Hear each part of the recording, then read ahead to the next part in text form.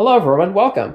So today I'll be showing you how to do this combo, which is a fun one because all of the tricks go in the reverse direction, where the balisong is spinning clockwise, as opposed to say the helix and the behind the 8-ball, which spin in the counterclockwise direction. All of that being if you're right-handed, of course. There will be slow-mos at the end, and there's timestamps in the description to help you navigate. So I hope you can learn this combo and improve your reverse flow. Now I would say that there are two prerequisite tricks for learning this combo. And it's not that you need to go out and learn these first in order to learn this combo. I'm definitely going to break it down step by step in a way that will give you sections to practice if you don't know any of these specific tricks yet. But if you do find that you're struggling with it and you'd prefer to learn a specific trick and just practice that on its own first, the two that you're going to want to know is one is the reverse helix, which looks like that. And the other one is the reverse behind the 8-ball, which looks like that. Now let's get into the breakdown. So how you're going to start this combo is with a reverse helix, except you're going to change the way how you catch it just at the very end. So let's go through that. You're going to start with holding the safe handle in the standing position, and you're going to throw a reverse thumb roll, which looks like that. You want to make sure that as you throw this, the bite handle swings around. So what you're going to do after you throw that reverse thumb roll is you're going to put your fingers together, and it doesn't have to be right on the tip, but I kind of hold it like this, and you're going to continue the momentum of this bite handle swinging around like this. And that's really done in one movement like that, because you're using that momentum from that initial throw and with a little bit of a swing of your hand to get it to go all the way around. But once you get this going around here, you're essentially going to be letting go and continuing the momentum once again, and then you normally grab it with your thumb. However, for this combo, it's a little bit easier because you don't have to go around as far or sneak your thumb in. You just are going to use your middle finger to stop it. And so going from here, you're going to continue the momentum around, and then right there, you can stop it with your middle finger. So what that looks like is this. So once you get into this position, you're going to rotate your hand, bring your palm up, and from there, you're going to continue the momentum and kind of swing your hand out a little bit to make sure that the bite handle and the blade swing around and get in that position for a middle finger chaplin. And what that's going to look like so far is like that. Here's what the next movement looks like. Let's break it down step by step.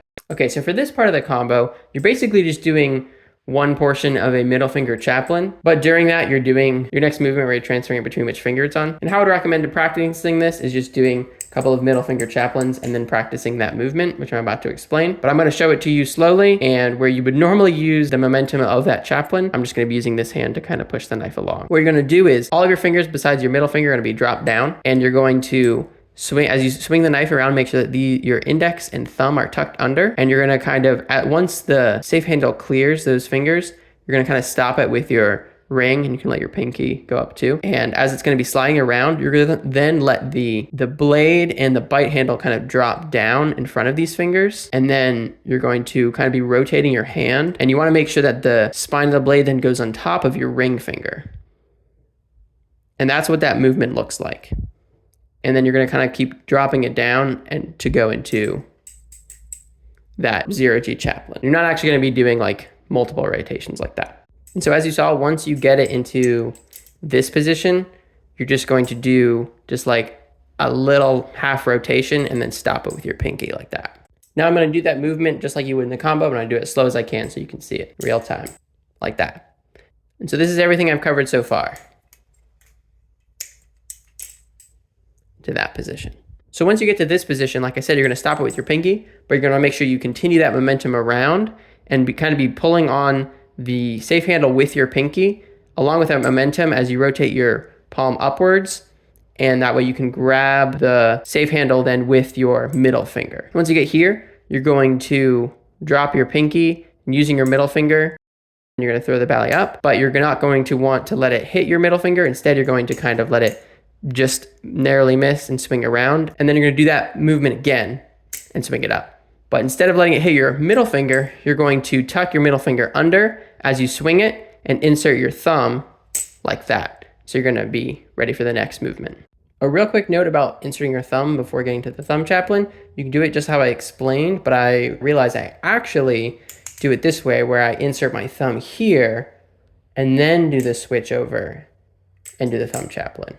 Okay, so now that you're here, what you're going to do is you're going to be going into a reverse behind the 8-ball. It's a slightly different ending. So if you don't know it, you're going to do the reverse thumb chaplin, and then you're going to catch it with your index and kind of do that OK sign. And it doesn't have to be right at the tip. You can kind of overlap like this. That's what I do.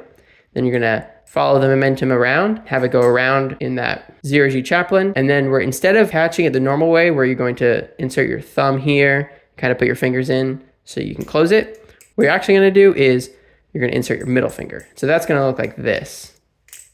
From the beginning, that looks like this.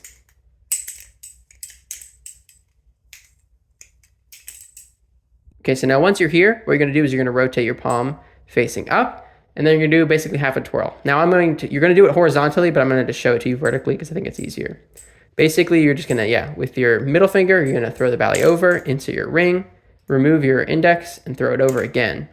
Now with that momentum, the balisong is going to continue to rotate around your middle finger.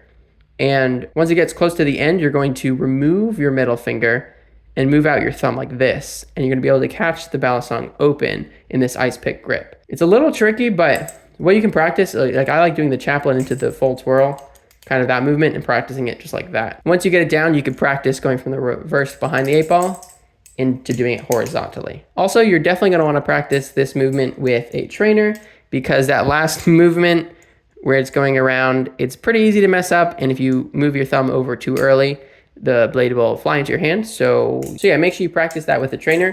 And while I'm able to get it pretty consistent, I don't know if I would even use a live blade myself. So yeah, that's up to you. And so now here's a clip of the whole combo at regular speed before we get into a slow-mo.